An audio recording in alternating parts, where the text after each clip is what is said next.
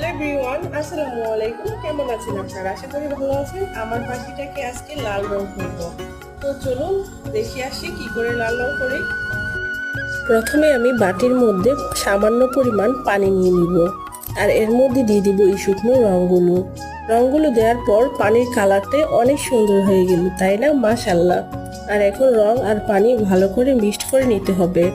এই মিক্সড করা পানিটা মানে রংটা আমি এখন আমার পাখির পালকের মধ্যে প্রলেপ করে দিব। দেখুন সুন্দর করে প্রলেপ করে দিচ্ছিলাম, কিন্তু আমার পাখিটা কিন্তু অনেক ভয় পাচ্ছিল। আর ভয় পাওয়াটাই স্বাভাবিক, তাই না? তো বন্ধুরা, আমার পাখির পালকগুলো যখন শুকিয়ে যাবে তখন কিন্তু আমার পাখিটাকে দেখতে অ্যাকচুয়ালি অনেক সুন্দর লাগবে। আপনারা কি বলেন?